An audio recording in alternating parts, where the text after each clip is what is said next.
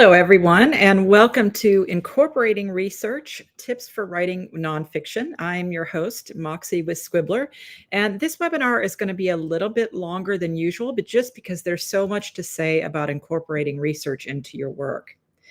We are going to take a look at how to develop a strategic research framework. We'll look at how to master integration techniques for using the research that you already have. And we'll take a look at how to build sustainable research systems. So there are two types of research. There's research for understanding and research for writing. And there's a little bit of a difference between the two. So we'll look at that briefly. When you are researching for understanding, it's exploratory. You're seeing what's already out there and you're building knowledge. That's the purpose of this stage. You want to understand the context and develop your own expertise in the area you're thinking about writing about. Your approach here when you're researching for understanding is broad. You're doing a deep dive reading without immediate concern about how you're going to use specific information. So your mindset at this stage is, what do I need to know? You're building some foundational knowledge and discovering what it is that you do not know. So some examples of this might be to read books on your subject. You might take some courses. You might consume some documentaries on the topic, and you might even have conversations with experts in the field that you're looking at. The outcome after this stage is that you become genuinely knowledgeable about your topic and you can speak with some authority. This is different from researching for writing. When you research for writing, this is targeted research and it's output oriented. The purpose here is to find specific information, quotes, data, examples that are going to support your argument or narrative in your writing. Your approach here is focused. You'll be searching for particular facts, statistics, and anecdotes or expert opinions that you already know that you need. The mindset here is, what specific evidence do I need to support this chapter in my book, this point I'm trying to make, or this argument? So it is very focused. You're going to be looking up specific statistics, finding good quotes that you want to use, verifying dates, locating studies that support your thesis. And the outcome is that you're going to gather material that will likely appear in your manuscript. So the key differences here is that researching for understanding makes you an expert. It's done over time, but research for writing, it gives you the tools to demonstrate that expertise to readers. Most successful nonfiction writers do research for understanding first. They often do 70%, 80% of their research time for understanding their topic. Then they switch to targeted research for writing as they draft, and that's going to be your 20%. The understanding stage prevents you from misinterpreting complex topics, while the writing phase ensures that you have credible, concrete support for the claims that you're making in your project. So before you begin, it's not a good idea to just jump into Google and start randomly Googling topics. It's a good idea to have a research plan in place, and there are some things to consider. One of the main things are your topic defining questions. What about the specific aspect of this broad subject am I actually writing about? You need to find a way to narrow it down. What is the central argument or thesis that I'm trying to support?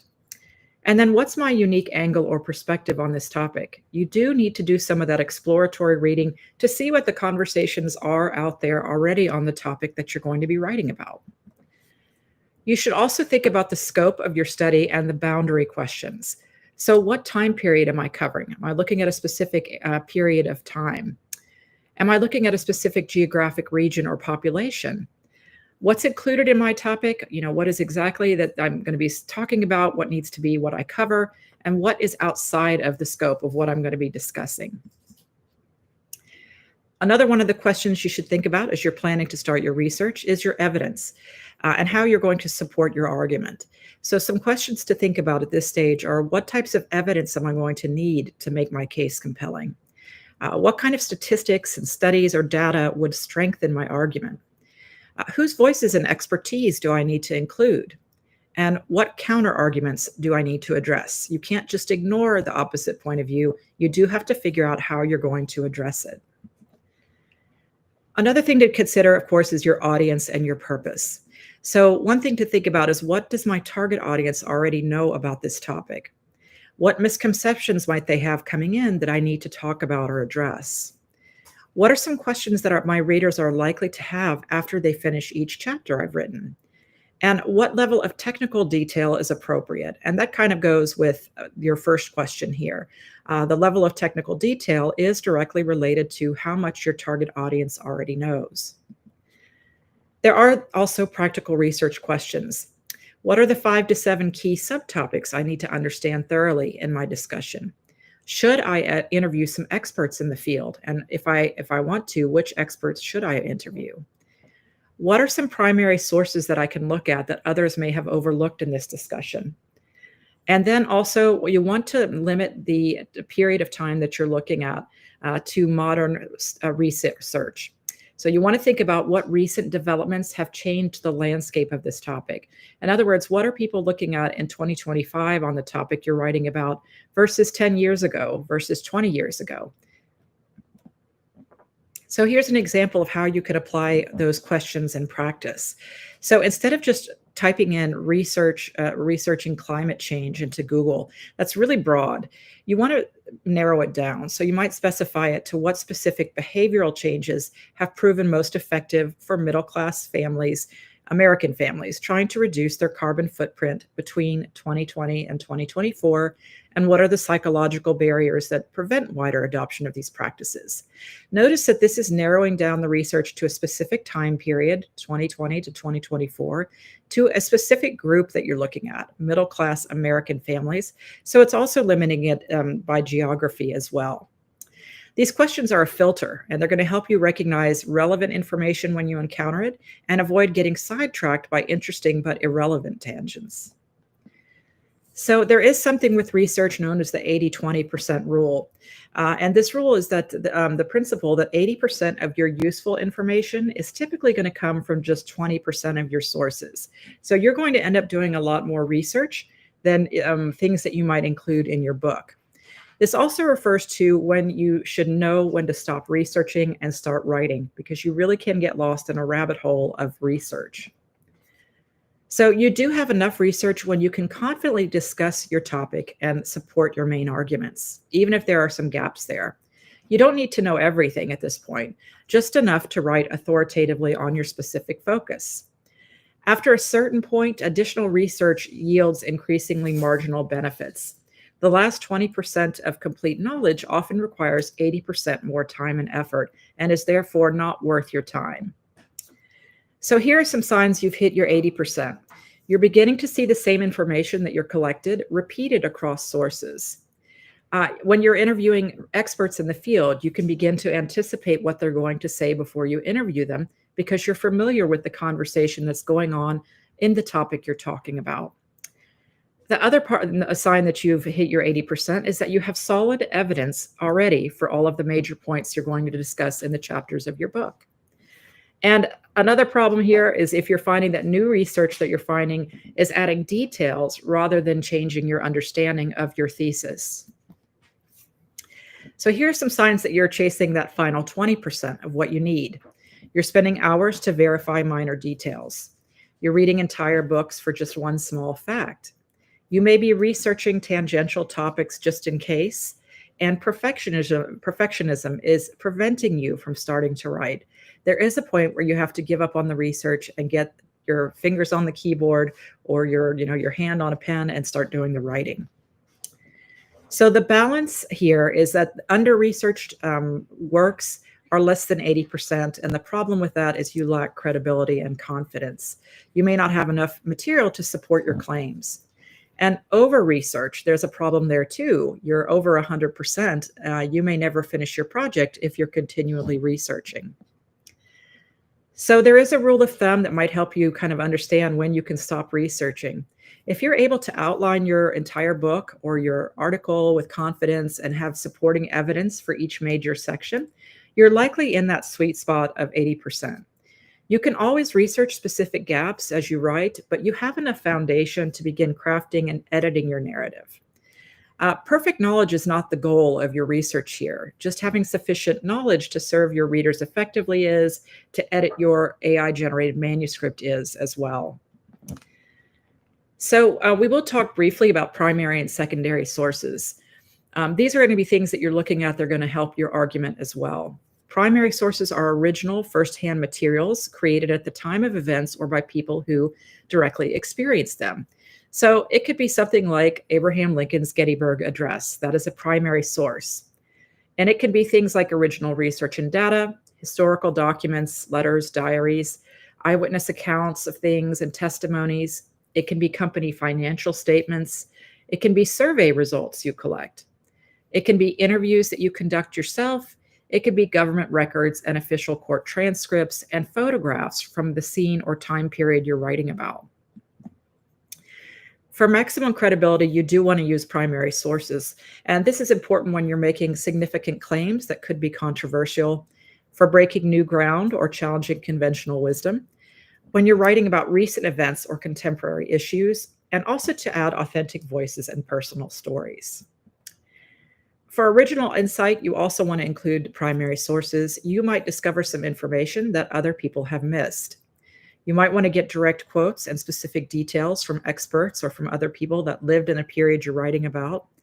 And you also want to use primary sources when you need the most current information available.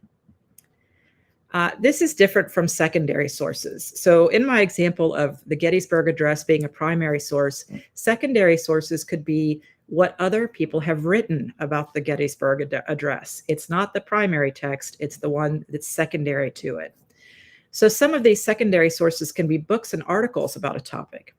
It could be news reports, unless it's reported firsthand. It could be documentary films, academic papers that are analyzing data. It can be biographies on a subject. It could be literature reviews that are looking at what's been written in a field. It can be expert commentary and opinion pieces, and of course, Wikipedia and reference works. So some context on secondary sources. You use these to understand the broader landscape of your topic. In other words, we might read a book on Abraham Lincoln that was authored by someone in the modern age, so we can understand his writing in the Gettysburg Address. We also use secondary sources to see how experts interpret complex information. We also look at them to establish historical context and facts and to identify some gaps there may be in existing knowledge. Secondary sources can also be very efficient. You might need a quick overview of a complex topic, so you can go to, a source like Wikipedia and read on something that you're not really planning to write about, but it's something you need to know about. You can also find leads to primary sources. Those will be in the index or appendix to a book, the bibliography. You may need secondary sources when primary sources are inaccessible or they don't exist. And you also need them for fact-checking and verification. So for primary and secondary sources, there is a best practice. It's the pyramid approach. You can start with secondary sources to build foundational knowledge. That's that first part of research that we talked about, where you're just reading about what's out there. You can use these sources to identify the most important primary sources you'll need to take a look at. Then you can go to your primary sources for your key evidence and quotes, and then return to your secondary sources to verify your interpretations. There is a hierarchy about what sources are most credible as well, and this is something to keep in mind. I realize the graphic here is difficult to see, but this will be uploaded into our Discord server with a packet for you for nonfiction research, so you'll be able to take a look at it. But what I've done is broken it apart, and we'll talk about it here. Your highest credibility is tier 1. This is things that are peer-reviewed. These are academic journals that have been edited, and there's a review process by experts in the same field. This can also be primary government data and reports, official statistics and findings. It can be original research studies. Direct data collection and analysis are very useful as well. Court records and legal documents and official legal proceedings are also credible. And your own interviews with recognized experts. When you do an interview with an expert in the field, you have direct access to authority. Tier 2 is high credibility. These are established academic institutions, university research centers. It can be think tanks. It can be reputable news organizations, major newspapers, established magazines with fact-checking. Sometimes professional organizations can be useful. These can be industry organizations with expertise. You can have books by recognized experts in fields. These are published by reputable presses with editorial oversight. In other words, somebody is editing the book and doing fact checking. And then government agencies, depending on the country you're living in. Here in the US, where I live, it can be something like the CDC, the Bureau of Labor Statistics, and so forth, that gather reliable data. The third tier is moderate credibility. These are things like trade publications, and that can be industry-specific magazines and websites. It can be mainstream magazines. These are well-known publications with editorial standards. Established news websites, digital versions of credible outlets, and some nonprofit organizations, advocacy groups that have a transparent methodology can also be useful. Lower credibility are things to avoid if possible. So general websites, these are websites without clear authorship. We don't know who's written it, or we can't tell if there's an editor who's reading to make sure things are fact checked. Blog posts are often not very reliable as well, unless these are recognized experts in their field. Social media posts, even from experts, are useful for trends, but not for facts. You all have probably heard this, a lot, is that Wikipedia is not a good primary source. It has lower credibility. It is a good starting point, but you can verify important information by looking at the primary sources listed at the bottom of an article you're reading, and then follow up with those primary sources. And then your lowest tier is questionable credibility. Anonymous sources, these are sources that cannot be verified. Partisan websites, these are websites that might have a clear political or financial bias. You want to try to avoid those. Forums that are not moderated, so things like Reddit and the comment sections from newspapers, are not a good source of information. And websites without clear authorship. If there's no way to tell who's written a site, we can't really be sure of the reliability of who has authored what's on the website. So here's some questions to ask yourself. Authority is a big one. Who created the information and what are their credentials? And the accuracy is, can the information be verified through other sources? If you can find that information verified in other sources, it's likely useful. Objectivity is really important. What biases or agendas might influence the information someone is presenting? Currency is important for some studies as well. How recent is the information? Is that information still relevant? If you're doing studies of a highly debated topic like autism causes today, something that's written in the 1970s is not going to be as reliable or useful as something that's written in 2025 that's taking a look at what's been written over the last 50 years. Coverage is also important. You need to ask yourself how comprehensive and detailed the information is in the sources you're collecting. So here's another guideline to apply these sources. You want to use your tier 1 and 2 sources for major claims and things that are controversial. Have solid evidence to be credible. Tier 3 sources work for general background and context. They're not terrible, but they can help you establish some of those background discussions. Tier 4 and 5 sources might provide better leads to better sources, or they might demonstrate public opinion on something. Always try to verify important information with multiple sources from different tiers. And remember that even high credibility sources can contain errors or bias. The hierarchy is a starting point. It's not a guarantee of truth. So here are some smart research techniques. And we do have another webinar for you on our Discord server that does talk about places that you can look for research and ways to reliably and credibly search for topics. But go beyond a Google search. You want to diversify your sources.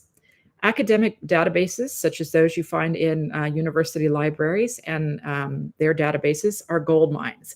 And remember, if you go to a library, librarians are your friend. They know how to access information that you don't know how to access.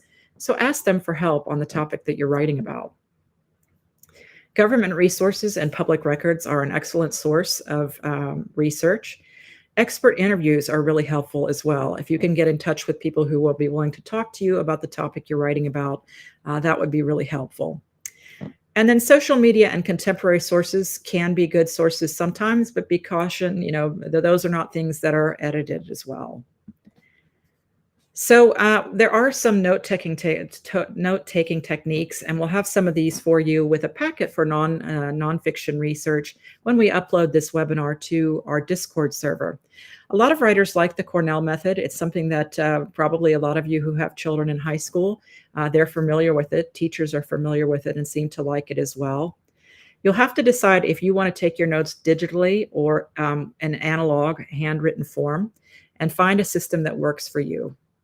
Make sure that you are tagging and categorizing your information for easy retrieval. That's what's really important, that you can find information when you need it and that you're recording your source information from day one. You don't want to lose your sources. So everybody has a different strategy. Find one that works for you to keep track of your sources. I'll show you what I do. I like to create charts for myself. And you'll see here that I put the first part of my chart is the citation of the work. That way I won't lose it. And I also put the link where I found a source. So that way I don't have to hunt for it and do another Google search. This is really important and will save you a lot of time, no matter which method you decide to use.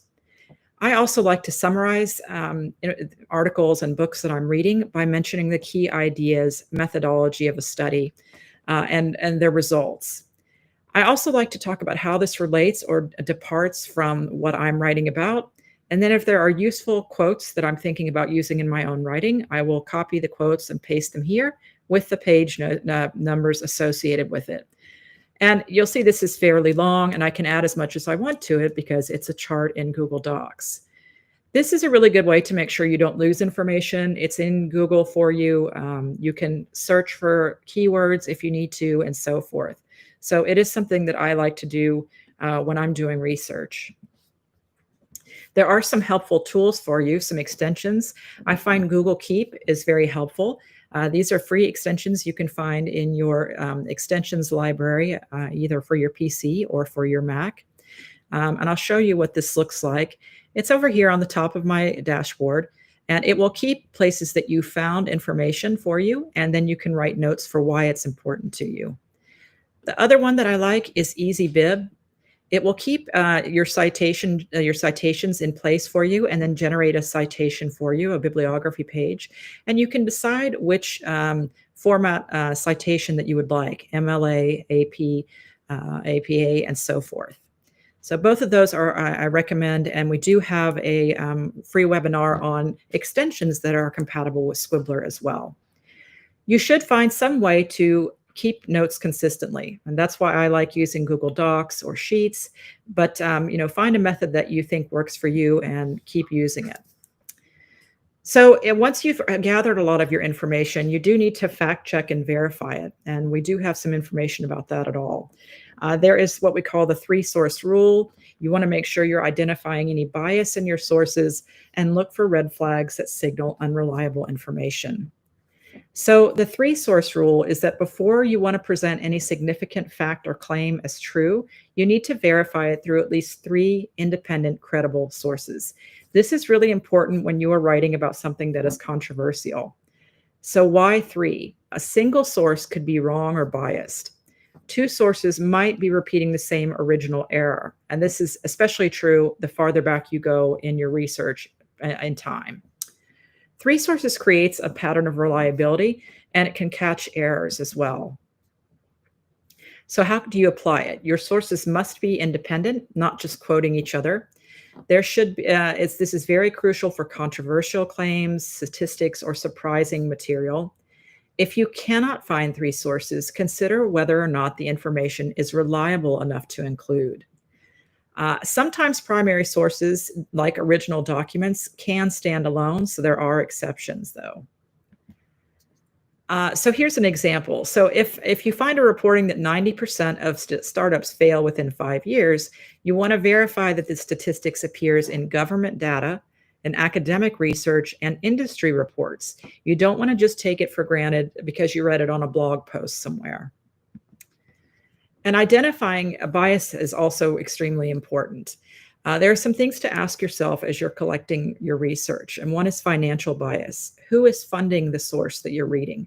So, for example, a study on sugar's health effects that's funded by the sugar industry raises red flags right away.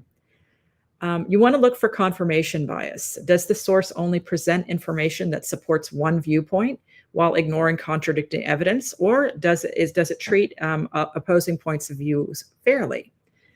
Watch for political and ideological bias. Does the language suggest a predetermined agenda? Look for loaded terms, emotional appeals, anything that is ignoring fact and statistics and data. And then also look for selection bias. Is anything intentionally being left out of the research that you're collecting? Sometimes what researchers ignore is as important as what's being included. So when you're trying to identify bias, there are some warning signs. The use of absolute language is usually a pretty big sign that there's something wrong. So if you see the words always, never, all experts agree, that can be a sign that there's something wrong and that the work is biased. If it looks like the writer is just picking certain statistics and then not presenting context with those statistics, that's called cherry picking, where they're trying to show just those things that are favorable to their argument. Watch for things like ad hominem attacks on opposing viewpoints. In other words, is one researcher attacking the way another researcher looks or behaves versus the outcome of the study that they've written? And then also, if there's a lack of acknowledgement of limitations of a study or counter arguments, that can be a pretty big sign that there's bias as well. There are some red flags for unreliable information. One of those we've talked about, and it's the author red flag. If there is no author listed or the author does not have relevant credentials, it's probably a good idea not to include them in your research. If an author has a financial stake in a topic, let's say that I'm writing an article and it's all about the benefits of eating beef every day, but I also own a cattle ranch, that's pretty questionable. I have a financial stake in the outcome of what I'm writing. If someone is writing research that's anonymous or uses a pseudonym without explaining why they're doing that, that's also a red flag. There are some content red flags. If the writer is making really extraordinary claims without sufficient extraordinary evidence, that's a problem. If the information seems too good or too bad to be true, see if it passes the test for you by looking up more information about the claims that they might be making. If people add statistics to their work without attributing where they've gotten those statistics from, that's also a red flag. If information is outdated, in other words, if someone is writing a study on a current topic and all of their research comes from the 1990s or the early 2000s, that's also questionable. Look as well for emotional language rather than fact-based tone. So when it comes to publication, there are some other things that you can look for. Has the work that you are looking at been edited by someone else who's in the same field? Is there a peer review process? If you're using a website, does it lack contact information? Does it not have an about section where it shows who's responsible for the website? If a website has poor grammar, spelling, formatting, this is definitely demonstrating a lack of professional standards, and it's generally a source you don't want to use. Also, if there are no credible sources that link to or cite this information, that's also something that you want to watch for. There can be technical red flags as well. If someone alludes to sources on their website when they're making an argument, but the links that they've included are broken, that is a red flag. If images or quotes are taken out of context and presented incorrectly, that's a huge red flag as well. Also, if sample sizes in a study are too small and someone is extrapolating broad conclusions from their small sample size, that's a problem. And if correlation is being presented as causation without proper analysis, that would be something to watch for as well. So we're going to talk next about, we've just talked about collecting your data, and now we want to talk about integrating it into your work. So this is the second half of this webinar. One thing that's really important is if you're collecting data, you want to make sure that you're keeping it compelling. Avoid just dumping your research. We'll talk about that. You want to make sure you're showing, not just telling. Your data should be compelling. And then we'll talk about the hamburger method, which is using context, research, and interpretation. So, with the research dump, this is what research dumps will look like. These are long paragraphs that are packed with statistics, with studies, with facts, and with minimal analysis. It's essentially copying your notes into your manuscript. Readers can't process all of that. Their eyes are going to glaze over because they're drowning in data without understanding why it matters. As the writer, you have to make that relevant for them. So, one good thing to do is to limit each paragraph that you're writing to one paragraph. Each paragraph should have one key piece of research so you're not overloading your reader. Let each fact breathe with proper context and analysis. You have to explain it for your readers. And if you have multiple related studies, spread them across several paragraphs or sections of your book. You want to lead with your thesis and not your research. So start paragraphs with your point and then support it with the evidence. So there are two examples here. With the research dump example, notice how many numbers are in here that are difficult to make sense of. According to Smith, 67% of teenagers report anxiety. Johnson's study found 45% have depression symptoms. The National Institute say rates increased 23% since 2019. That's just a lot of numbers. It's not really something that your reader can understand and visualize. So a better approach is to rewrite this in a way that your reader can grasp the concept here. So the revision here is the teenage mental crisis isn't just headlines. It's reshaping how families function daily. When Dr. Smith surveyed 2,000 high schoolers in 2023, 2/3 reported regular anxiety. You can also use transitional phrases that show the relationship between things. And this can be terms like, this trend becomes clearer when we look at XYZ. The real surprise came when researchers discovered, XYZ. Even more telling is the fact that this explains why. So these are all things that will help make sense of the data that you're sharing with your readers. You also want to apply the so what test. After presenting each piece of research, ask yourself, what does this mean? Why should my reader care? How does this advance my argument? If you can't answer these questions, then cut the research or rework your writing. It's always a good idea to break up dense information.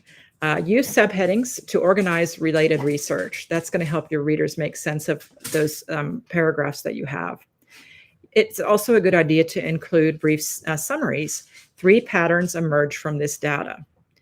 Add white space with shorter paragraphs. Intersperse research with anecdotes or examples as well.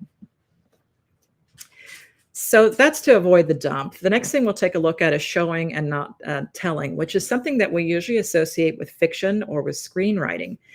This can be an issue in nonfiction as well. If you want your nonfiction to be entertaining and keep your reader interested, you do have to keep this in mind. So here, the problem with telling is instead of something like this sentence, child poverty rates are high in the United States. This tells the readers a fact, but it doesn't help them to feel or understand the significance of what they just read. So instead, give an example. In Marcus's classroom, 7 of his 23 third grade classmates qualify for free lunch, a federal marker of poverty that means their families earn less than $35,000 a year for a family of 4. Here, by including Marcus as a person with a name, we can kind of put a face to him, where we see that the problem is that quite a few members of his class, roughly a third, qualify for free lunch, and their families are not making enough money to support themselves. So you can use concrete comparisons. Instead of saying Americans waste 80 billion pounds of food annually, you could show it. Americans throw away enough food each year to fill 1,000 Empire State Buildings. Scale down things to human terms. Instead of saying the national debt is 31 trillion, for most of us, that's not even a figure that we can really comprehend. So if you said something like, if you spent $1 million every day since Julius Caesar was born, you still wouldn't have spent 31 trillion. It shows you how massive that amount is. You can lead with individual stories. So instead of 30% of college students experience food insecurity, show it. Start with Sarah's story of choosing between buying her textbooks and affording groceries. And then you can talk about how she's one of 6 million students that are facing this choice. It's a huge problem.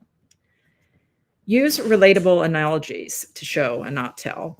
Instead of the glacier lost 2.3 cubic kilometers of ice, you can show this. Enough ice melted to cover the entire state of Rhode Island in a layer 3 feet thick. Visual scenarios are also a good way to show or demonstrate your findings. So instead of a bland sentence like income equality has grown significantly, show it. If 100 Americans lined up by wealth, the richest person would own more than the bottom 50 combined. You can also use time-based comparisons. Instead of saying Amazon makes 469 billion in revenue every year, you can say every minute Amazon generates about $890,000 in revenue, more than most Americans will make in 20 years. You can also show the absence of something. Instead of saying rural areas lack adequate broadband for internet access, you can show it. In Marias County, uploading a single photo to social media takes longer than driving to the nearest Starbucks. That really gives you a nice visual image of how long that takes. So there is a formula for showing and not telling. You don't have to use this, of course, but it can help you to sort of, make some changes in your writing and change some parts to help to incorporate your data in an interesting way. You could use something human. Start with a human. Begin with a person, place, or a relatable scenario, like we did with Marcus not having food for lunch. Then you can add the data, introduce the statistic naturally within that context, provide some perspective, use comparisons that help the readers grasp the magnitude, and then return to the impact. Show what this means for real people. The next thing that we're going to take a look at is the hamburger method for incorporating data. And again, I realize that this poster is sort of small. We will include this on our Discord server so you can read how to incorporate data. But the hamburger method, your children from school are probably familiar with it if any of you have young children. You're trying to add context to the top and the bottom of your middle paragraphs. And that's going to be your bun. Your research is going to be the meat, and then your interpretation is going to be your dressings, your sides. So like the sandwich, you wrap your research, the filling between the two slices of your own analysis. So your the top part of your bun, you want to set up why your research matters and what the reader should pay attention to. I've taught at both university and secondary level. And this first part is something that writers sometimes struggle with because they want to jump right into the facts and information they have. But you have to set up your data because your reader needs to know why it's important. So an example here is understanding the true impact of remote work requires looking beyond productivity metrics to examine what's happening to workplace relationships and company culture. This is the topic sentence, and it gives me a guide. It's like a map for what the paragraph is going to be talking about. The research is your filling, the meat here. So on this topic of remote working, now this is where I can add the information that I found. My data, my quotes, my studies, the factual meat of the argument. So here it's talking about Microsoft's 2023 work index trend, finding that remote workers don't always feel connected to their team, and how Dr. Sarah Chen interprets that data. After you've presented your information, you can't just leave your reader up to interpret that information. You need to help make sense of it for them. So the next part of your paragraph is going to be your analysis, what this research means, why it matters, and how it connects to your larger argument. So an example here is taking a look at and breaking down those numbers from Amazon's study and from Dr. Chen's study. These findings suggest that while remote work may maintain individual productivity, it's quietly eroding the collaborative networks that drive long-term innovation. So you're explaining the importance of those findings. So why does the hamburger method work? This is going to help you avoid those research dumps.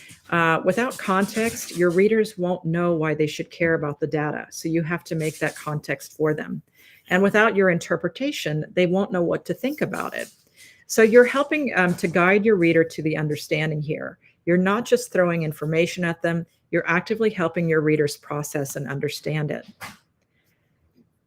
This method works because you're showing your expertise. Those context and interpretation layers, your analysis, demonstrate your analytical thinking and not just your research skills. You're not just relying on those facts and data that you found. You're able to understand it and make it understandable for your readers. This method also works because it does create a nice flow for your writing. Each sandwich is going to connect naturally to the next, building your overall argument step by step, chapter by chapter for your book. So when this webinar is uploaded to Discord, we will include a nonfiction research packet to help you plan your research, things to avoid. It will include those 2 posters for you on how to incorporate your research and create analysis for it for your readers. So in this webinar, we did learn how to develop a strategic research framework, lots of ways to do this.